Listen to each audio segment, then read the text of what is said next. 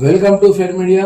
आज आपसे शेयर करेंगे बैसारन और पहलगांव में जो टेररिस्ट अटैक हुआ है, जिसमें 26 टूरिस्टों की जान गई हैं और हिंदुस्तान के मुख्तलिफ मुकामों से ये लोग अपना एक ख्वाब या फिर अपना एक अच्छा वक्त गुजारने के लिए टूरिस्ट बनकर बैसारन और पहलगांव एरिया को आए हैं और वो एरिया काफ़ी जाना जाता है और माना जाता है इंटरनेशनल सतह पर। लेकिन बेसिकली वहाँ पे जो हुआ उसके बाद में जो रिपोर्ट्स आ रही हैं, पूरे रिपोर्ट्स कल से लेकर यानी कल 2:30 बजे जो हादसा हुआ है और 2:30 बजे से लेकर इस वक्त तक नेशनल मीडिया हिंदू मुस्लिम और वहाँ पर जात और मजहब का नाम पूछकर मारा है और कपड़े उतार कर नीचे का लोअर पार्ट्स देखकर मारा है और ऐसा प्रोपेगेंडा, ऐसी बात चल रही है। लेकिन कश्मीरियों का मानना क्या है? अगर ये बात मानते हैं तो फिर इन 26 लोगों की जो मौत हो गई है उसमें एक वहाँ का मुसलमान भी है और उसकी बात तो हो नहीं रही है। वो इसलिए नहीं होती है कि मीडिया को और पॉलिटिशियन को वहाँ के इस टेररिस्ट अटैक को एक हिंदू मुस्लिम का कलर देना, और हिंदू मुस्लिम का सियासत तो अब तक चलती ही आ रही है बीजेपी की सरकार में। चाहे बीजेपी वहाँ की सरकार में रहो या ना रहो, इस वक्त तो वहाँ के सीएम उमर अब्दुल्ला है और होम मिनिस्ट्री तो चलती है। तो फिर क्या ये काम किसका है? अगर ऐसी बात पे आती है तो फिर इंटेलिजेंस और पुलिस डिपार्टमेंट ने 4 लोगों की तस्वीरें यानी जिसको कह सकते हैं स्केच, वहाँ के लोगों से पूछताछ करके उन लोगों के बारे में बताने के बाद में स्केच बनाया जाता है और वो स्केच कहाँ तक सच होता है और नहीं होता है, कितना % होता है, वो पुलिस वाले खुद जानते हैं और इंटेलिजेंस भी जानती है।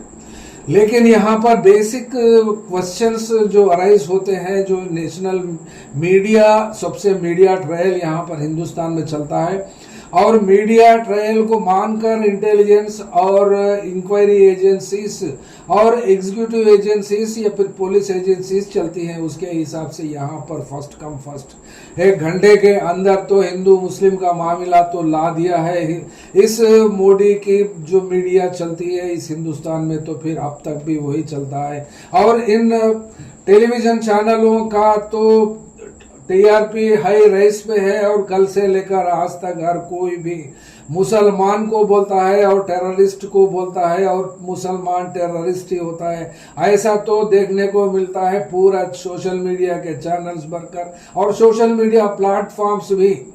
तो फिर इसमें बेसिक सवाल उठाने से पहले मौत जो हो गई है, वो लोग की जिंदगियां तो वापस कोई नहीं ला सकते और वो लोग का गम में भी कोई शिरकत नहीं कर सकते और वो लोग का गम भी कोई दूर नहीं कर सकते। और क्योंकि जान तो गई है लेकिन आ नहीं सकती, तो फिर वो लोग का शोक और वो लोग की तकलीफ, जो नए शादीशुदा जोड़ा है उनकी शौहर की भी हत्या की गई है और वो भी पॉइंट ब्लैंक रेंज में फायर करने से उनकी मौत हो गई है। और उसके बाद में ये मीडिया में नेशनल और इंटरनेशनल सतह पर मैसेजेस और पूरी दुनिया के प्रेसिडेंट्स, यहाँ से ट्रंप से लेकर पुतिन तक और यूएई से लेकर बांग्लादेश तक और बांग्लादेश के अफगानिस्तान के भी और यहाँ तक के पाकिस्तान के एक्सटर्नल अफेयर्स मिनिस्टर्स हो, दुनिया भर के लोग, यूरोपियन यूनियन तक भी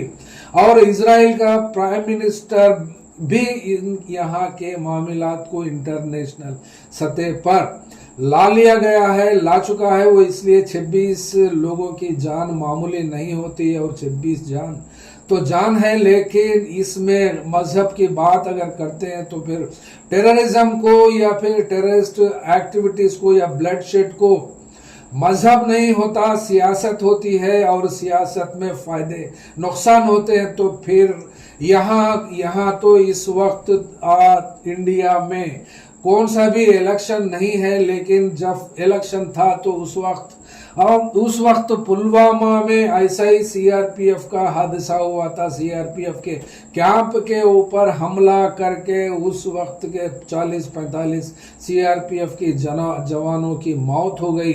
और ये हादसा 2019 24 फरवरी को हुआ है। उस वक्त से लेकर आज तक मोदी सरकार ही सरकार में है, और मोदी साहब और अमित शाह प्राइम मिनिस्टर और होम मिनिस्टर है, लेकिन ये आरडीएक्स आया कहां से, इसका भी जवाब नहीं है। और यहाँ पर जिनकी मौत हो गई है उनको मौत के घाट कौन उतारा है उसकी भी बात नहीं हुई है आज तक। उसके रिपोर्ट और या उसके हत्यारे कौन है ये मामला जांच एजेंसियां भी नहीं जुड़ पाई और नहीं बता पाई, तो फिर कौन हो सकता है। यहाँ पर कल से लेकर लगातार आज तक और अब तक जो रिपोर्ट्स आ रही हैं उस रिपोर्ट्स के अनुसार लश्कर-ए-तैयबा का फ्रंटल ऑर्गेनाइजेशन जो जम्मू एंड कश्मीर में काम करता है 2019 से उसका नाम बाहर आया है, उसका द रेसिस्टेंस फ्रंट की बात आती है। तो फिर यहाँ से क्वेश्चन एक आता है, लश्कर-ए-तैयबा का चीफ हो या फिर आईएसआई का चीफ हो, जो इस वक्त पुलवामा का अटैक हुआ था उस वक्त आईएसआई का चीफ जो था आज यहाँ वहां पर उसी पाकिस्तान में मिनिस्टर बनकर है, तो फिर वहां उस बॉर्डर के उस पार की बात करेंगे या फिर इस पार की बात करेंगे। तो फिर यहाँ पर मुल्क तो है, लोग तो हमारे लोग की जान गई हैं, तो फिर दोष इस साइड वालों को देना है या फिर उस साइड वालों को देना है। तो फिर ऑलरेडी मीडिया ने तो कल से शुरुआत कर दी है कि इस मुसलमान टेररिस्टों को बोलना, और वाकई में भी हो भी सकता है, इस बात को भी इनकार नहीं कर सकते, लेकिन यहाँ पर कुछ बेसिक इश्यूज आते हैं। बेसिक इश्यूज में अगर इस जॉब को अंजाम दिया है वो इनसाइड जॉब है या फिर आउटसाइड जॉब है, पहले इसके ऊपर गौर करते हैं, उसके बाद में फिर दूसरे इससे जुड़े हुए मुद्दों के ऊपर बात करेंगे।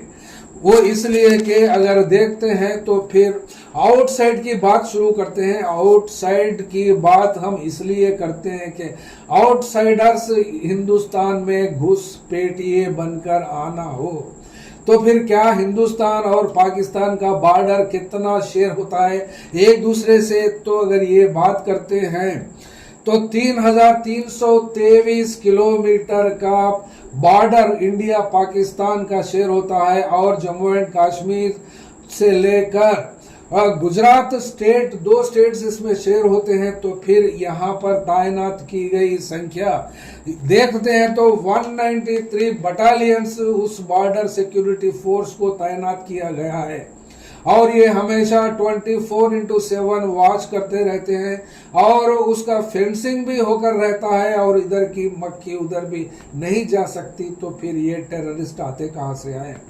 ये एक बहुत बड़ा सवाल। वो इसलिए सवाल है कि अगर आउटसाइड बॉर्डर क्रॉस करके इंटेलिजेंस के लोग आते हैं या फिर आईएसआई के लोग आते हैं या फिर ये लश्कर-ए-तैयबा आते हैं, तो फिर यहाँ पर 193 बटालियंस तैनात की गई हैं, और प्लस इनके साथ साथ 2,70,000 डिफेंस पर्सोनेल, यानी गवर्नमेंट ऑफ इंडिया के कंट्रोल में जितने भी फोर्सेस है, सीआरपीएफ हो या फिर आईटीबीपी हो या फिर इंडस्ट्रियल सिक्योरिटीज हो, जितने भी होते हैं, प्लस स्टेट सिक्योरिटी, स्टेट की लॉ एंड ऑर्डर में जो होती है, स्टेट का मुद्दा होता है, वो पुलिस के साथ साथ। तो फिर यहाँ पर ये सवाल आता है, इतनी सारी पुलिस को क्रॉस करके पार होकर वहां तक इधर आना, और पहलगाम तक तो आ सकते हैं, लेकिन पहलगाम से आगे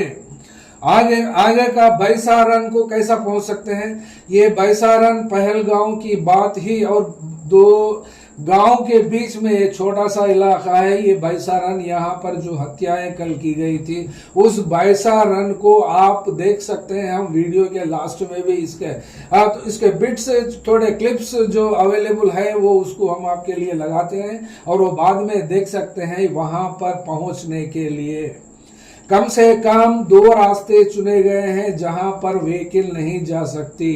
वहां पर घोड़ा सवार या फिर पैदल ही लोग जा सकते हैं। और उस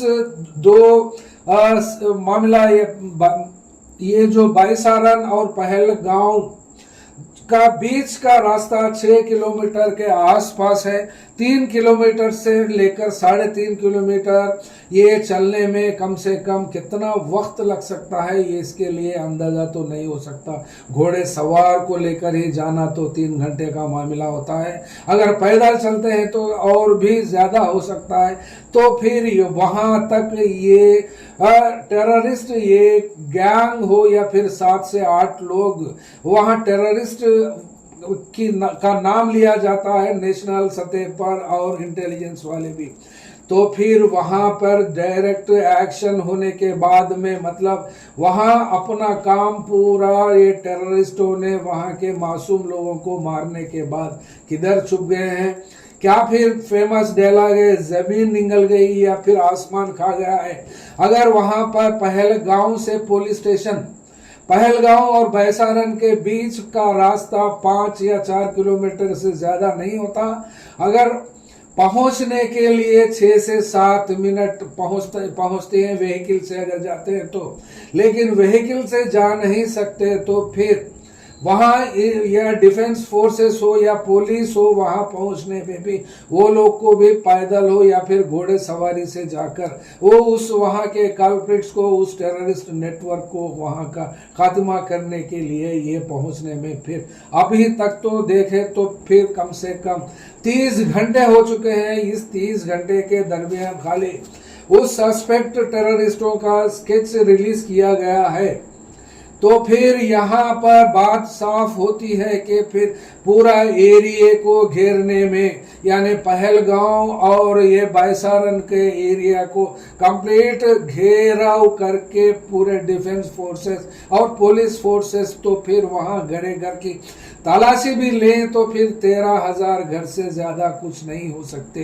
तो फिर यहाँ तक होम मिनिस्टर भी और इंडिया के प्राइम मिनिस्टर भी अपने अपने दौरों को छोड़कर, यहाँ तक के अपोजिशन लीडर राहुल गांधी भी जो विदेशों में वहां पर दौरे पर थे, वो लोग वापस आ गए हैं। इस खतरनाक और वहशी हादसे को सुनकर पूरी दुनिया भी गम में है और हिंदुस्तान के लोग तो है ही किसी भी सूरत में। जो लोग वॉइस उठाते हैं, अपने डाउट्स जाहिर करते हैं, वो लोग के साथ उस गम में भी हम भी एक शिरकत लेकर, हम भी शामिल होकर, हमारा भी एक जिम्मेदारी बनती है कि ये आखिर इसके जिम्मेदार कौन होते हैं। अगर अमित शाह होम मिनिस्ट्री के नजरिए में अगर देखते हैं तो फिर ऊपर से नजर दौड़ाते हैं तो फिर वहां पर उमर अब्दुल्ला की सरकार आती है और उमर अब्दुल्ला की सरकार आने के बाद में वहां का पहलगांव का जो एसडीपीओ होता है, सब डिविजनल पुलिस ऑफिसर, उसके ऊपर भी एक्शन ले सकते हैं। वो इसलिए कि वहां पहलगांव का आउटपोस्ट तो नहीं पुलिस स्टेशन से, वहां का एसएचओ क्या फिर इस बैसारन के पास कुछ आउटपोस्ट भी ना ही रखे और ना 4-5 जवानों को तैनात की है ताकि उस टेररिस्टों से लड़कर उनको डिफीट कर सके या उनके ऊपर कंट्रोल पा सके। ये ऐसा वहां पर एक को भी देखने को नहीं मिला, क्योंकि वहां के जो घोड़े सवार और जो गाइड होते हैं वो गाइड्स का जीना और इस टूरिस्टों के ऊपर ही होता है। और जिस वक्त वारदात हुई थी वहां पर कल 2:30 बजे एग्जैक्टली, थोड़ा बहुत वक्त इधर उधर हो सकता है, लेकिन उस वक्त उस एरिया में 2000 प्लस टूरिस्ट थे और वहां जो ये टेररिस्ट जो बताते गए हैं उनका नंबर 7 से 8 है और ये 7 से 8 में लोकल 2 लोगों के नाम भी लिए जाते हैं। लेकिन 30 घंटे गुजरने के बाद भी कोई रिपोर्ट नहीं आई और ना ही कोई एसडीपीओ हो या फिर सीनियर सुपरिटेंडेंट ऑफ पुलिस हो या फिर उनके ऊपर क्यों कार्रवाई नहीं की, ये सवाल तो उठता है। तो फिर यहाँ पर जिम्मेदारी ले तो फिर कौन ले? ये आउटसाइड जॉब अगर है या फिर आउटसाइड जॉब हो तो फिर इतना बॉर्डर को क्रॉस करके आना पड़ता है और इतनी पुलिस को फेस करके 193 बटालियन प्लस 2,70,000 पुलिस पर्सनल को क्रॉस करके बॉर्डर से आना पड़ता है। तो फिर यहाँ पर अगर होम ग्रोन है, अगर पहलगांव या फिर कश्मीर में होम ग्राउंड टेररिज्म अगर बढ़ता है तो फिर वहां के लोग को खाने को खाना ही नहीं मिलता। और ये पहलगांव के लोग घोड़ों को चलाकर घोड़े सवारी से अपना जीना गुजारते हैं। कुछ लोग को ज़राअत पेशा भी होता है, लेकिन वहां के सीजन के हिसाब से ज्यादातर लोग इन टूरिस्टों के पैसों पर, टूरिस्टों के एंटरटेनमेंट के ऊपर ही गुजर बसर होता है। तो फिर अगर होम ग्रोन वहां के ही लोग होते हैं तो फिर इतने सोफिस्टिकेटेड हथियार खरीदकर और हथियार लेकर वो लोग मिलिट्री यूनिफॉर्म लेकर कैसा आ सकते हैं, ये तो बहुत हैरानी की बात होती है। वो इसलिए कि यहाँ पर इस इंटेलिजेंस एजेंसी और या फिर कौन से लोग इस टेररिज्म का जो एक्शन लिया है, जो समझते हैं अपना टारगेट और अपना टारगेट ये टूरिस्ट को बनाना है, तो फिर ये टूरिस्ट ये लोगों से क्या बिगाड़ा, क्यों किया। तो फिर वहाँ के अगर पहलगांव की बात आती है तो फिर टूरिज्म ही पहलगांव का एक हिस्सा है, यानी ये मेन स्ट्रीम या फिर मेन इनकम सोर्स तो नहीं बता सकते, लेकिन वहाँ के लोग तो डेफिनेटली टूरिज्म के ऊपर डिपेंडेंट है। तो फिर यहाँ 6 किलोमीटर पहुंचने में, इस टेरेन में पहुंचने का जरिए को 2 घंटे 3 घंटे लगते भी हैं। तो फिर बचा नहीं पाए तो फिर इसकी जिम्मेदारी कौन उठाते हैं।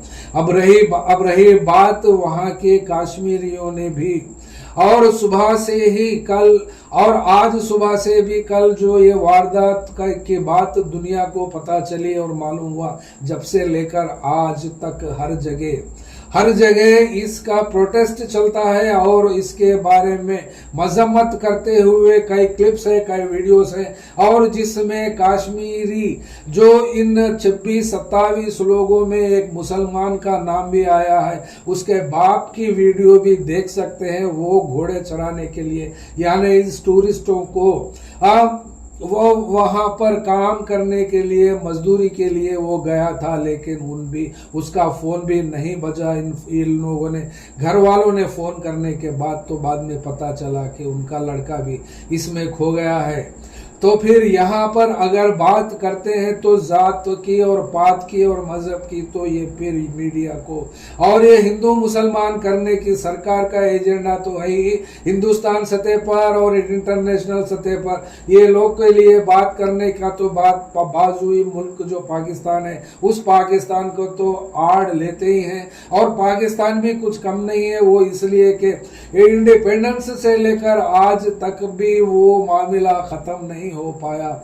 लेकिन आर्टिकल 370 को 2019 अगस्त के महीने में एब्रोगेट करने के बाद ये सबसे बड़ा हादसा टेररिस्ट का माना जाता है हिंदुस्तान के और कश्मीर के अवाम को, जहां पर टूरिस्टों का आना जाना इस 2 साल से कुछ देखने को मिलता है। और कश्मीर के लोग भी काफी खुश हैं, वो इसलिए कि टूरिज्म को बढ़ावा मिल रहा है और टूरिज्म की वजह से कुछ लोग की जिंदगी बनती है और कुछ लोग का उस गुजर बसर भी होता है। तो फिर क्या है ये सवाल, वहाँ के लोग अपने ही लोगों के पैर पर कुड़ारी मारकर अपना इनकम को क्यों खत्म करना चाहते हैं। तो फिर यहाँ पर बड़े बात पूरे इंटरनेशनल सतह पर और जो डोमेस्टिक पॉलिसीज के ऊपर कांग्रेस सरकार की मजम्मत करती है बीजेपी सरकार। जो कांग्रेस की सरकार 70 साल से जो नहीं कर पाया वो हमने 370 कर पाया। और ये पत्थरे फेंकने वाले ये फिर कश्मीरी मिलिटेंट्स और ये कश्मीरी टेररिस्ट को हमने पूरा कंट्रोल कर दिया। तो फिर यहाँ ना पुलवामा के टेररिस्टों को पकड़ पाई हिंदुस्तान की मोदी शाह सरकार और ना ही ये पहलगाम और ये बैसारन के टेररिस्टों को 30 घंटे होने के बाद भी अगर पकड़ नहीं पाई तो फिर ये लोग किसको फिक्स करते हैं।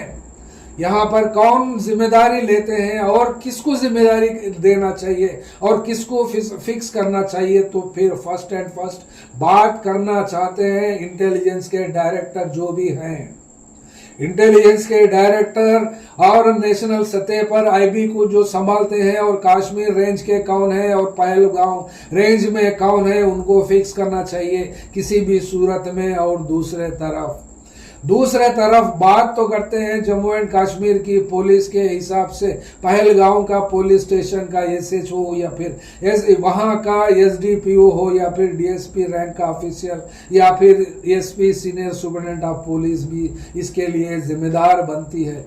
किसी भी सूरत में ये 4 टेररिस्टों का जो स्केच रिलीज किया है, वो टेररिस्ट तो किसी भी सूरत में टेररिस्ट ही हैं। वो लोग की सजा जो सरकार दे सकती है, जो दे पाती है, वो तो मिलेगी ही जरूर किसी भी सूरत में। वो इसलिए कि ये हम आईबी को हो या फिर डिफेंस पर्सनल हो भारत की या फिर जम्मू एंड कश्मीर की पुलिस हो, कभी भी 4 कदम आगे ही रहती है अवाम के ऊपर जुल्म सितम ढाने में और वहां पर एक्सेस काम करने में। एक बार आपको याद होगा कि जीप के सामने बायनेट पर एक को बांधकर वहां की कश्मीर टेररिज्म को खत्म करने का दावा जो किया था, उसको भी नेशनल सतह पर अवार्ड दिया गया मोदी सरकार में। तो फिर उस वक्त का आदमी लेकर आज तक फिर अगर मोदी क्रेडिट लेते भी हैं, मोदी सरकार इस कश्मीर के टेररिज्म को खत्म करने का, तो फिर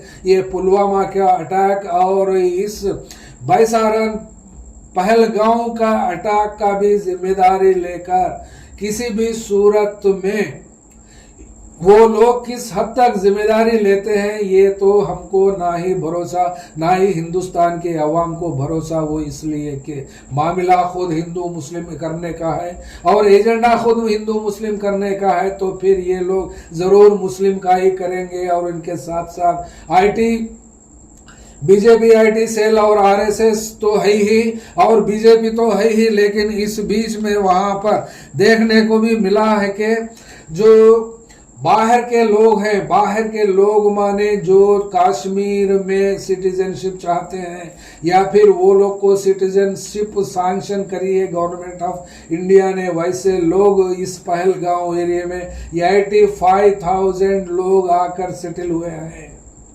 माने बाहर के लोग, माने उसमें हिंदू भक्त भी हो सकते हैं या फिर भक्त हो सकते हैं या फिर एंटी इंडिया हो सकते हैं या फिर कम्युनल वायरस भी हो सकता है। और ये होम ग्रोन के नाम पर ये लोग को बाहर के लोग माने इनसाइड ऑफ दिस कंट्री भी इस टेररिज्म को बढ़ावा देने के लिए भी काम हो सकता है। वो इसलिए कि जम्मू एंड कश्मीर के एक डीएसपी को वहां लश्कर तैयबा जैसा मिलिटेंट ऑर्गेनाइजेशन के लोग को बाहर छोड़ने में दिल्ली से, और उस डीएसपी का नाम तो आपको मालूम होगा, आपको शायद याद होगा, ये 4-5 साल की बात हम ये याद है हमको भी, तो इसलिए बोलना जरूरी होता है कि ये इनसाइड जॉब है या फिर इनसाइड ऑफ दिस कंट्री है या फिर आउटसाइड जॉब है। अगर इनसाइड है तो किसको जिम्मेदार बनाना चाहिए, तो इसीलिए इनसाइड लोगों को बचाने के लिए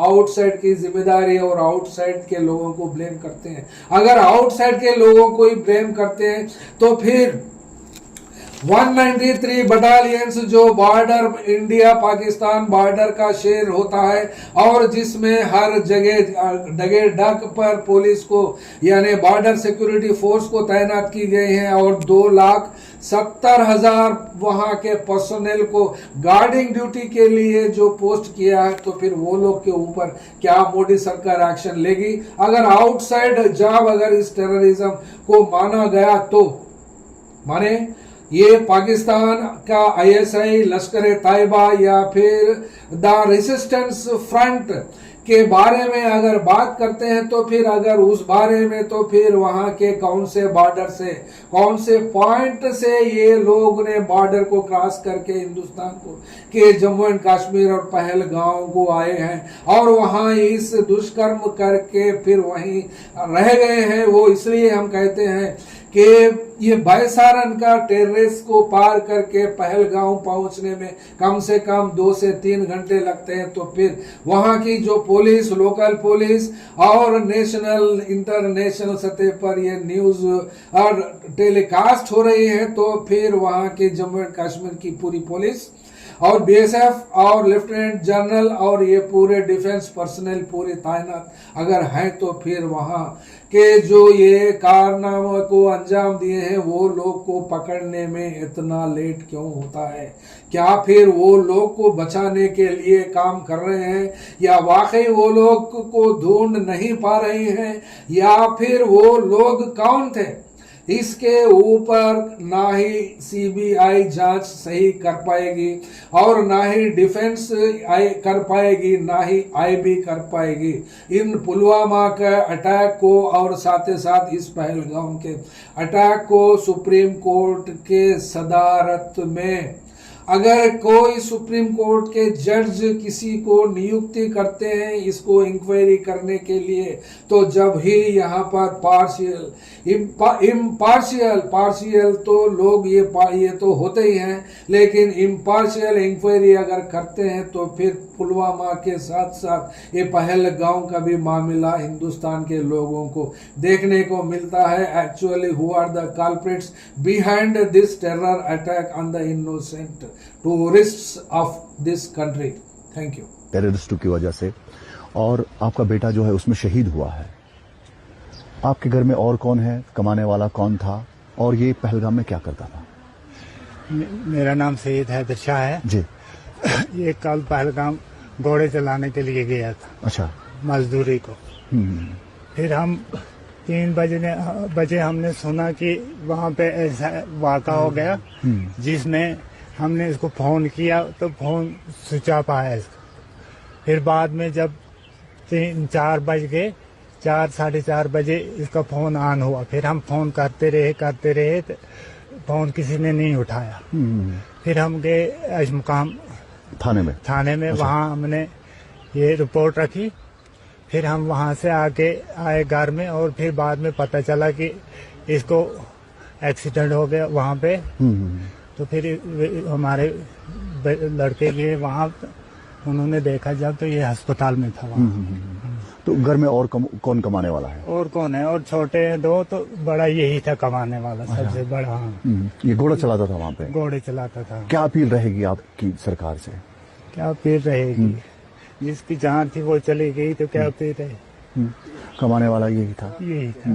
आपको इंसाफ चाहिए? इंसाफ चाहिए, और क्या?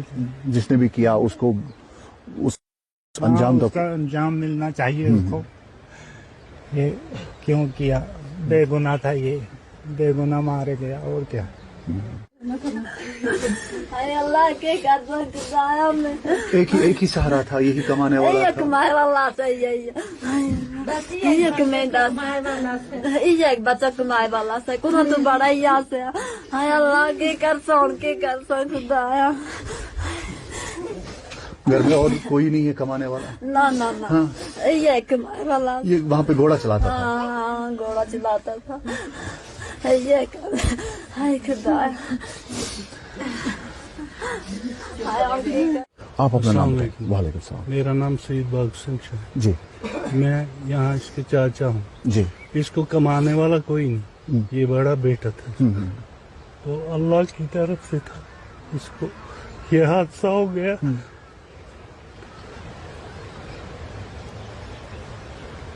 कितने बच्चे हैं इसके? 3 बच्चे हैं। अच्छा। बड़ा यही था। इसकी शादी हुई थी? इसकी शादी हुई थी। अच्छा। इसका एक बच्चा था, वो भी मर गया था।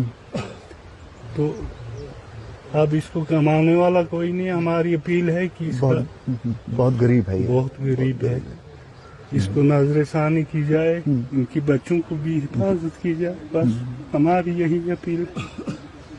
बेगुनाह था बेचारा। बेगुनाह था।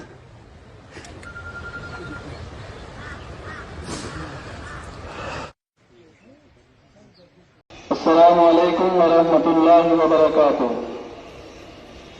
एक जरूरी ऐलान समाअत फरमाइए। अभी अभी हम सबको एक खबर मौसूल हुई है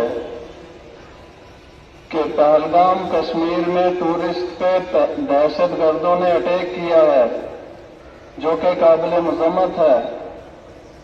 दुनिया के कोने कोने से कश्मीर में लोग सैर तफरी के लिए तशरीफ लाते हैं और उन पे इस किस्म का प्रहार करना या इस किस्म का अटैक करना बुज़दिलाना है और हम पूरी अवाम मलेशिया इसकी मजम्मत करते हैं।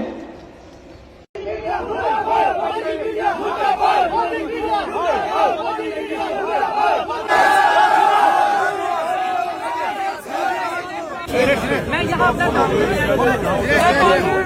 जर्नलिस्ट हूँ। अमन की बात करो, अमन की। आप लोग मेरे साथ गाली गलत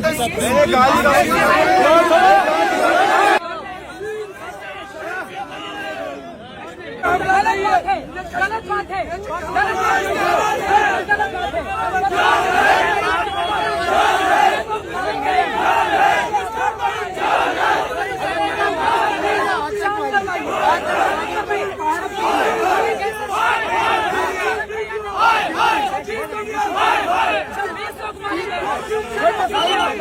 शर्म कीजिए, शर्म कीजिए।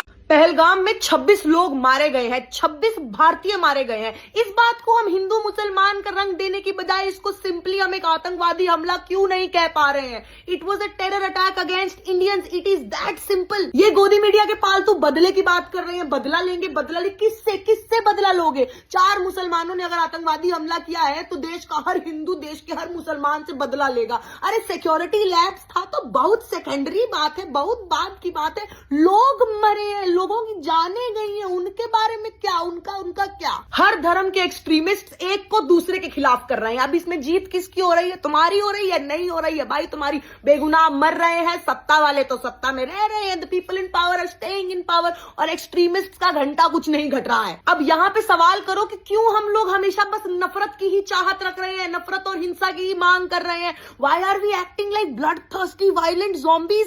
क्यों हम लोगों के लिए ऐसे मुद्दों से हमको भटकाना इतना आसान हो गया है? क्यों हमारी सरकार को अपनी जिम्मेदारियों को नजरअंदाज करना आसान हो गया है? क्यों हम लोगों पे शासन करना इतना आसान हो गया है? Why are we acting like we are brain dead? हम लोग क्यों नहीं सोच पा रहे हैं? इस टाइम सबसे जरूरी ये है कि सरकार आतंकवाद के खिलाफ सख्त कदम उठाए। इस टाइम जरूरी ये है कि विपक्ष सरकार के साथ खड़ा हो, इसके बारे में कुछ करे। इस टाइम सबसे जरूरी ये है कि गोदी मीडिया के पॉपा के पिल्ले सरकार का गुणगान करने की बजाय यहाँ पे सरकार की सुरक्षा की खामियों को हाईलाइट करे। वरना ये इंसिडेंट भी वरना ऐसे ही एक एकदम पॉलिटिकल ब्लेम गेम बन के रह जाएगा, जिसको हम कुछ चंद हफ्तों में भुला के साइड में कर देंगे। ये मैसेज भी जाना चाहिए कि जो लोग बोले कि उन्होंने पूछा पहले कि आप हिंदू हो क्या, अगर हिंदू हो तो उन्होंने मारा और मुस्लिम को नहीं मारा। ये इंडिया में मैसेज जा रहा है, ऐसा नहीं है। मैं सुबह से कश्मीर में घूम रही हूँ, मैं एक हिंदू हूँ, लेकिन मुस्लिम भाई हमारे कंधों से कंधे मिला के हमारे साथ खड़े हैं और उनको ना हिंदू से खतरा हो रहा है, ना हम लोगों को मुस्लिम से खतरा हो रहा है। ये सब उन लोगों को करना है और हमको भारतीय होने के नाते ये सब उनका जो इच्छा है कि यहाँ पे कश्मीर में लोग नहीं आना चाहिए, वो बताना चाहिए कि हर कश्मीरी, वो हिंदू हो या मुस्लिम हो, वो पर्यटकों के साथ है। हमारे ड्राइवर है, हमारे ड्राइवर यहाँ पे है, हमारे ड्राइवर यहाँ पे। जब ये हो गया तो हम डर गए क्योंकि घर से फोन आने लगे। यहाँ पे तो हमारा फोन भी नहीं लगता, यहाँ पे अलग सिम कार्ड लेना पड़ता है पोस्टपेड। तो घर वाले पैनिक हो रहे थे, तो भाई ने हमें बोला कि एक बार हम हमारी जान दे देंगे लेकिन आपके जान को कुछ खतरा नहीं होने देंगे। ये भाईचारा है, ये इंडिया का, भारत का भाईचारा आबाद रहना चाहिए, भारत अखंड रहना चाहिए, ऐसा हमें लगता है। आवाज दो, आवाज दो। हमारी को कोई जात धर्म नहीं रहता और पर्यटकों को भी कोई जात धर्म नहीं रहता। ये हम लोगों को बाहर जाना था घूमने के लिए फॉरेन, लेकिन हमारा पासपोर्ट नहीं निकला करके हम भारत में आए। तो ऐसा है कि यहाँ पे मुझे ऐसा नहीं दिख रहा है धर्म में कुछ है, सब मानवता मानुषी के साथ है, मानवता के साथ है। तो यही भाईचारा टिकना चाहिए, ऐसा मुझे लगता है। वो कश्मीरी लोग बोलता है हमारे घर पे आओ, पैसा चाहिए तो हम देंगे, खाना, हमको यहाँ खाना बना भी दिया और वो बोले आपको पैसा चाहिए, हम आपको मुफ्त में गुजरात पहुँचाएंगे, एक पैसा भी नहीं लगेगा, गाड़ी भी हम कर देंगे। ऐसा कश्मीरी लोग ऐसा बोले। वो लोग कहते हैं कि आपके लिए हम ब्लैक डे मनाएंगे, कश्मीरी लोग कुछ खाना भी नहीं मनाएंगे। वो सब बोलते हैं कि हमें तो सांझ का खाना ही नहीं खाया, हमको बहुत बुरा लगा है। वो लोग बोल रहे हैं आप हमारे घर पे आ जाओ। हमारे साथ टूरिस्ट मौजूद हैं और ये टूरिस्ट रो रहे हैं और यहाँ पर दिलासा देने कश्मीरी आए हैं इनको। इनसे बात करेंगे और जानेंगे कि आखिरकार क्या कुछ कहना है। माँ जी कहाँ से हैं आप? हम गुजरात से हैं। क्यों रो रहे थे आप? डर के मारा रो रहे थे। हमारे टूरिस्ट के लोग वहाँ गए थे पहलगाम, वो इसलिए हम रो रहे हैं। हम बच गए, हम जाने वाले थे और मैंने मना कर दिया मेरी लड़की को कि हम नहीं जाएंगे। पहलगाम तो अमरनाथ की यात्रा के लिए जाना पड़ता है और हम तो आया। बिल्कुल माँ जी, ये इस वक्त आपके साथ एक कश्मीरी बैठी हैं, ये हमारी बहन जैसी हैं। तमाम कश्मीरी लोग आपके साथ हैं। वो मेरी बहन जैसी है। मुझे बहुत आश्वासन दिया है कि तुम घबराओ नहीं, हम तुम्हारे साथ हैं सब। आप क्यों डर रहे हो? तमाम कश्मीरी लोग ऐसे नहीं हैं, आप भी जानते हैं। आप बहुत अच्छे लोग हैं, हमने पूरा आश्वासन दिया है। सबका व्यवहार भी बहुत अच्छा है यहाँ पे, सबका व्यवहार अच्छा है, बहुत अच्छा है। हमारे ख्याल बहुत रखा है, व्यवहार करते हो सब। यहाँ के लोग अच्छे, व्यवहार अच्छा, तो पिता जैसे है, कोई माई जैसा है, कोई बेटे जैसा है, सब लोग हमें बोल रहे हैं पोतरे जैसे हो भैया। हमारे मेरे पोतरे हैं आप जैसे। भैया 4-5 दिन हो गए, लेकिन घूमने में हमको बहुत अच्छा लगता है, बहुत मजा रहता है। सब लोग अच्छे हैं यहाँ के, होटल लोग, सब लोगों की हम इतनी इसीलिए तो तारीफ। मेरे बेटा भी आपके जैसा ही है। हम तो आपको मेरे में बेटा ढूंढते हैं। हाँ, आप तो हमारे बेटे जैसे में ठहरे हैं। वो लोग बहुत अच्छे हैं। कुछ लोग ऐसे हैं जो कश्मीरियों को बदनाम करना चाहते हैं और आज हर एक कश्मीरी आपके साथ खड़ा है, प्रोटेस्ट कर रहा है, आपके मातम में, आपकी परेशानी में शामिल है। क्या कहेंगे आप? वो लोग कहते हैं कि आपके लिए हम ब्लैक डे मनाएंगे। कश्मीरी लोग कुछ खाना भी नहीं मनाएंगे। वो सब बोलते हैं कि हमें तो सांझ का खाना ही नहीं खाया। हमको बहुत फेयर मीडिया में आपका स्वागत है। हमारे चैनल को सब्सक्राइब करें और हमारे वीडियो देखें। हर अपडेट के लिए घंटी आइकन चालू करें। हम वास्तविक और निष्पक्ष समाचार और राजनीतिक अपडेट प्रदान करते हैं। आपको मुफ्त में गुजरात पहुंचाएंगे, एक पैसा भी नहीं लगेगा। गाड़ी भी हम कर देंगे। कश्मीरी लोग ऐसा बोल रहे हैं। अब कुछ लोग ऐसे हैं जो फितना कर रहे हैं, जो कश्मीरियों को बदनाम करने की कोशिश कर रहे हैं, जो